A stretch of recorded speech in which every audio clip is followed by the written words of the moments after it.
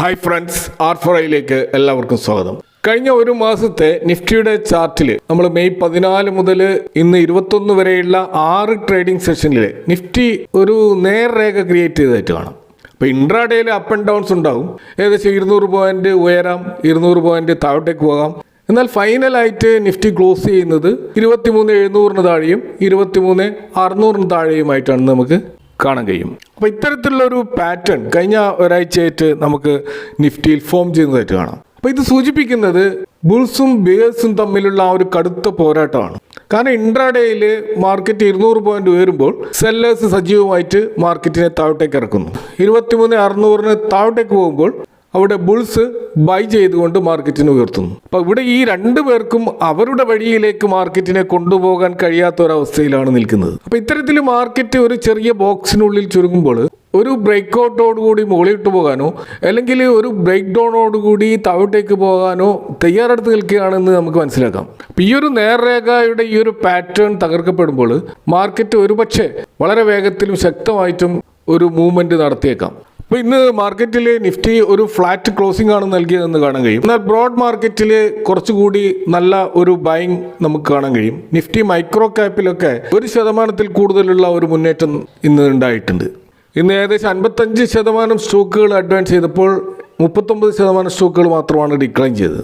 അതുപോലെ തന്നെ India Vicks കുറച്ച് കൂൾ ഡൗൺ ചെയ്തതായിട്ട് കാണാം. ഇപ്പോൾ 17 എന്ന ലെവലിലേക്ക് അത് വന്നിട്ടുണ്ട്. അപ്പോൾ മാർക്കറ്റിൻ്റെ ഒരു വളറ്റിലിറ്റി കുറച്ചും കൂടി ഒരു റീസണബിൾ ലെവലിലേക്ക് വന്നതായിട്ട് നമുക്ക് കാണാം. എന്നാൽ ഇപ്പോഴും ഇന്ത്യൻ രൂപയുടെ മൂല്യം അത് റെക്കോർഡ് ഇടിവിലേക്ക് തന്നെ ഇന്ന് പോയിരുന്നു. ഇപ്പോൾ ഡോളറിന് 97 എന്ന നിലവാരത്തിലേക്ക് ഇന്ത്യൻ രൂപി പോയപ്പോൾ RBI അവിടെ ഇടപെട്ടതായിട്ട് കാണാം. അപ്പോൾ അവിടെ പുതിയൊരു സ്വാപ്പിൻ്റെ ഒരു പ്രഖ്യാപനം നടന്നതായിട്ട് കാണാം. അപ്പോൾ അതുകൊണ്ട് തന്നെ ഇന്ത്യൻ രൂപയുടെ വാല്യൂ കുറച്ച് മെച്ചപ്പെട്ടു.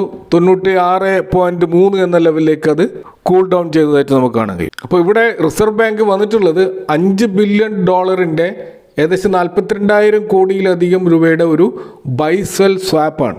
അപ്പോൾ ഇതൊരു ഓപ്ഷനിലൂടെയാണ് നടക്കുക. മെയ് 26 ഇത് നടക്കുക. അപ്പോൾ എന്താണ് ഈ സ്വാപ്പ് എന്ന് പറഞ്ഞാൽ, ഇന്ത്യയിലെ കമേഴ്ഷ്യൽ ബാങ്കുകൾ തങ്ങളുടെ പക്കലുള്ള ഡോളറുകൾ RBIക്ക് കൊടുക്കാം. പകരമായിട്ട് RBI അവർക്ക് രൂപ കൊടുക്കുന്നതാണ്. അപ്പോൾ ഇവിടെ ഈ സ്വാപ്പ് റേഷ്യോ, കാരണം എത്ര ഡോളറിനാണ് എത്ര രൂപയാണ് കൊടുക്കുന്നത് എന്നുള്ളത് ഈ ഒരു ഓപ്ഷനിൽ പങ്കെടുക്കുന്ന ബാങ്കുകൾ നടത്തുന്ന ലേലത്തിലൂടെയാണ് തീരുമാനിക്കപ്പെടുക.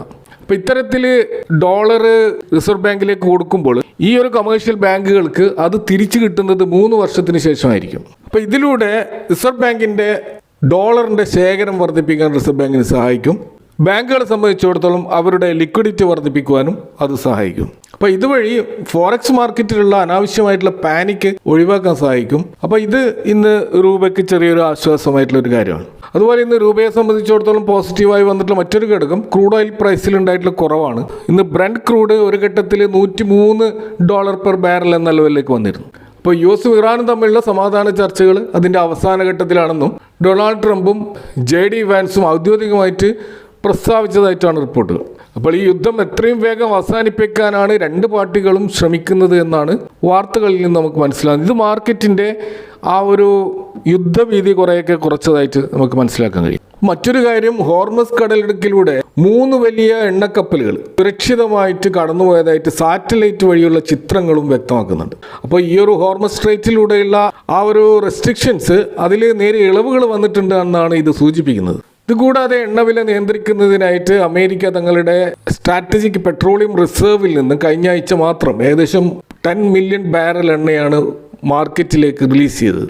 ഇതും താൽക്കാലികമായിട്ട് ആ ഒരു സപ്ലൈ ചെയിനിലുള്ള ക്ഷാമം പരിഹരിക്കാൻ സഹായിച്ചിട്ടുണ്ട്. അപ്പോൾ ഇതിൻ്റെയൊക്കെ അടിസ്ഥാനത്തിലാണ് ഈ ബ്രന്റ് ക്രൂഡിൻ്റെ പ്രൈസ് നമ്മളിപ്പോൾ 104, 106 റേഞ്ചിലേക്ക് താഴ്ന്നതെങ്കിലും മാർക്കറ്റ് ഇപ്പോഴും ശാന്തമായിട്ടില്ല. കാരണം അവിടെ ഇറാൻ്റെ ഒരു ഡ്രോൺ ആക്രമണം UAEയിലോ സൗദി അറേബ്യയിലോ നടക്കുകയാണെങ്കിൽ തീർച്ചയായിട്ടും വീണ്ടും പഴയ സ്ഥിതിയിലേക്ക് പോകും. അതല്ലെങ്കിൽ ട്രംപ് തൻ്റെ ട്രൂത്ത് സോഷ്യലിൽ എന്തെങ്കിലും ഒരു ഭീഷണി ഇറാനെതിരെ മുഴക്കുകയാണെങ്കിൽ അവിടെയും മാർക്കറ്റ് വീണ്ടും തിരിച്ച് ഈ ക്രൂഡ് ഓയിൽ വില ഉയരും. അപ്പോൾ അതുകൊണ്ട് തന്നെ ഈ ചർച്ചകൾ പരാജയപ്പെടുകയോ ഹോർമസ് സ്ട്രൈറ്റ് പൂർണ്ണമായിട്ട് തുറക്കാൻ വൈകുകയോ ചെയ്താൽ വില വീണ്ടും പഴയ സ്ഥിതിയിലേക്ക് പോകും എന്നും നമ്മൾ മനസ്സിലാക്കേണ്ടതുണ്ട്. ഇനി നമ്മൾ ഇന്നലെ പുറത്തു വന്നിട്ടുള്ള US NVIDIA സ്റ്റോക്കിലെ റിസൾട്ട് നോക്കുകയാണെങ്കിൽ നമുക്കറിയാം, ഗ്ലോബൽ AI മാർക്കറ്റിലെ ഒരു പ്രോഗ്രസ് റിപ്പോർട്ട് കാർഡായിട്ടാണ് NVIDIAയുടെ ഏർണിങ്സ് റിസൾട്ടുകൾ ലോകം നോക്കിക്കാണുന്നത്. അപ്പോൾ ഇന്നലെ പുറത്തു വന്നിട്ടുള്ള പുതിയ ക്വാർട്ടർലി റിസൾട്ടിൽ മാർക്കറ്റ് പ്രതീക്ഷിച്ചതിലും വളരെ മികച്ച ഒരു റിസൾട്ടാണ് വന്നത്. റവന്യൂ ഏകദേശം 85% വർധനമാണ് ഉണ്ടായിട്ടുള്ളത്. അപ്പോൾ മാർക്കറ്റിന്റെ പ്രവചനത്തെക്കാൾ വളരെ കൂടുതലാണിത്. അവരുടെ നെറ്റ് പ്രോഫിറ്റ് കഴിഞ്ഞ വർഷത്തെ അപേക്ഷിച്ച് 200%-ലധികം വളർച്ചയാണ് ഉണ്ടായിട്ടുള്ളത്. അപ്പോൾ AI ചിപ്പുകൾ ഉൾപ്പെടുന്ന ഇവരുടെ പ്രധാന ബിസിനസ് മേഖലയായ ഡാറ്റാ സെന്ററുകളിൽ നിന്നുള്ള വരുമാനം ഏകദേശം 92% വർദ്ധിച്ചിട്ടുണ്ട്. കൂടാതെ വരുന്ന ക്വാർട്ടറുകളിൽ ഇവരുടെ വരുമാനം $91 ബില്യൺ ഉയരുമെന്ന് NVIDIA പ്രവചിച്ചതായിട്ടും കാണും. ഇപ്പോൾ ചൈനയിലേക്ക് AI ചിപ്പുകൾ കയറ്റിയക്കുന്നതിന് കടുത്ത നിയന്ത്രണങ്ങൾ ഉണ്ടായിട്ട് പോലും ഈ രീതിയിലുള്ള ഒരു വളർച്ചയാണ് നെക്സ്റ്റ് ക്വാർട്ടറിൽ അവർ പ്രതീക്ഷിക്കുന്നത്. ഇതുകൂടാതെ പുതുതായിട്ട് $80 ബില്യൺ ഒരു ഷെയർ ബൈബാക്കും ഇവർ പ്രഖ്യാപിച്ചിട്ടുണ്ട്. അതുപോലെ അവർ ഡിവിഡൻഡ് തന്നെ 25 മടങ്ങ് വർദ്ധിപ്പിക്കുകയും ചെയ്തിട്ടുണ്ട്. അപ്പോൾ NVIDIAയുടെ ഈ ഒരു തകർപ്പൻ റിസൾട്ട് അത് AI മേഖലയ്ക്ക് നൽകുന്ന ഉണർവ് ചെറുതല്ല. കാരണം AI മേഖല വെറും ഒരു ഹൈപ്പ് മാത്രമാണെന്നും കമ്പനികൾ ഇതിനായിട്ട് ശരിക്കും വലിയ തോതിൽ പണം ചെലവഴിക്കുന്നുണ്ടോ എന്നും ഉള്ള ഒരു സംശയം മാർക്കറ്റിലുണ്ടായിരുന്നു. എന്നാൽ NVIDIAയുടെ റിസൾട്ടിൽ നിന്ന് മനസ്സിലാകുന്നത് മൈക്രോസോഫ്റ്റ്, ഗൂഗിൾ, ആമസോൺ, മെറ്റ തുടങ്ങിയ കമ്പനികൾ വലിയ തോതിൽ ഈ AI ഇൻഫ്രാസ്ട്രക്ചറിനായിട്ട് പണം മുടക്കുന്നുണ്ട് എന്നാണ് ഇതിൽ നിന്ന് മനസ്സിലാകുന്നത്. അപ്പോൾ ഈ റിസൾട്ട് വന്നതിന് പിന്നാലെ US വിപണിയിലെ ടെക് സ്റ്റോക്കുകളും ഏഷ്യൻ മാർക്കറ്റിലും മികച്ച മുന്നേറ്റം ഉണ്ടായി. ഇന്ത്യൻ IT മേഖലക്കും ഇത് യഥാർത്ഥത്തിൽ പോസിറ്റീവായിട്ടുള്ള ഒരു സൂചനയാണ്.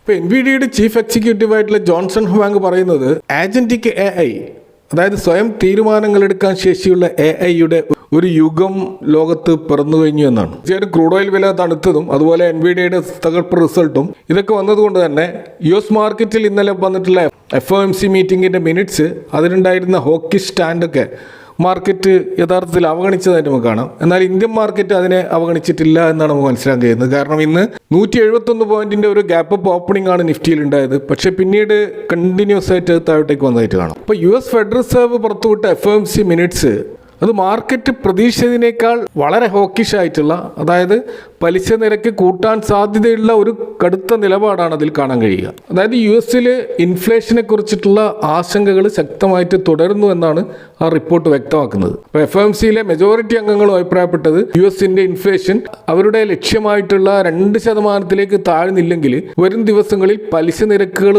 ഉയർത്തേണ്ടി വരുമെന്നാണ്. യഥാർത്ഥത്തിൽ ഈ വർഷം പലിശ നിരക്ക് കുറക്കുമെന്നായിരുന്നു മാർക്കറ്റ് പ്രതീക്ഷിച്ചത്. എന്നാൽ അതിന് വിപരീതമായിട്ടാണ് ഇപ്പോൾ ചർച്ചകൾ നടക്കുന്നത്. അപ്പോൾ ഇറാൻ US സംഘർഷം കാരണം ക്രൂഡ് ഓയിൽ വില ഉയർന്നതും അതുപോലെ തന്നെ ഗ്ലോബൽ ലെവലിൽ താരിഫ് സൃഷ്ടിച്ചിട്ടുള്ള ഇൻഫ്ലേഷനും US മാർക്കറ്റിൽ ഇൻഫ്ലേഷന്റെ നിരക്ക് താഴാതെ നിലനിൽക്കുമെന്നാണ് ഫെഡ് അംഗങ്ങൾ ഭയപ്പെടുന്നത്. അതുകൊണ്ട് തന്നെ വരും മാസങ്ങളിൽ പലിശ നിരക്ക് കുറച്ചേക്കാം എന്ന രീതിയിലുള്ള സൂചനകൾ ഈ പോളിസി സ്റ്റേറ്റ്മെൻറ്റുകളിൽ നിന്ന് ഒഴിവാക്കണമെന്നാണ് ഭൂരിഭാഗം അംഗങ്ങൾ ആവശ്യപ്പെട്ടിരിക്കുന്നത്. അതായത് പലിശ ഇളവുകളുടെ കാലം തൽക്കാലം അവസാനിക്കാറായി എന്ന സൂചനയാണ് അവർ നൽകിയിരിക്കുന്നത്. അപ്പോൾ ഇത്തരത്തിലുള്ള ഒരു FOMC മിനിറ്റ്സ് പുറത്തു വന്നതോടെ US ബോണ്ട് ഈൽഡും ഡോളറും ഉയർന്നതായിട്ട് കാണാം. അപ്പോൾ തീർച്ചയായിട്ടും അത് ഇന്ത്യൻ മാർക്കറ്റിൽ വലിയ സമ്മർദ്ദം ഉണ്ടാക്കും. കാരണം അമേരിക്കയിൽ ഇൻട്രസ്റ്റ് റേറ്റ് ഉയർന്ന നിരക്കിൽ തുടർന്നാൽ തീർച്ചയായിട്ടും FIS അവരുടെ പണം ഇവിടെ നിന്ന് പിൻവലിച്ചു കൊണ്ടുപോകാനുള്ള സാധ്യത വളരെ കൂടുതലാണ്. അപ്പോൾ ഇന്ന് ഏർലി മോർണിംഗിൽ ഉയർന്ന മാർക്കറ്റ് ഈ രീതിയിലേക്ക് താഴോട്ടേക്ക് വന്നതിൻ്റെ പിന്നിലുള്ള ഒരു കാരണം ഈ FOMC മിനിറ്റ്സിൻ്റെ ഈ ഒരു റിപ്പോർട്ടാണ് നമുക്ക് അനുമാനിക്കാം. ഇനി നമ്മൾ ഇന്ന് 20% അപ്പർ സർക്യൂട്ടിലേക്ക് പോയ പ്രോട്ടിയാൻ ഗവേണൻസ് ടെക്നോളജീസ് സ്റ്റോക്കിലേക്ക് വന്നാൽ നമുക്കറിയാം ഈ സ്റ്റോക്ക് ഇന്ത്യയിലെ ഡിജിറ്റൽ പബ്ലിക് ഇൻഫ്രാസ്ട്രക്ചർ മേഖലയിലെ ഏറ്റവും പ്രധാനപ്പെട്ട ഒരു കമ്പനിയാണ്. അപ്പോൾ നമ്മുടെ രാജ്യത്തെ പാൻ കാർഡ് വിതരണം, അതിൻ്റെ വെരിഫിക്കേഷൻ ഇതൊക്കെ ചെയ്യുന്നത് ഈ ഒരു കമ്പനിയാണ്.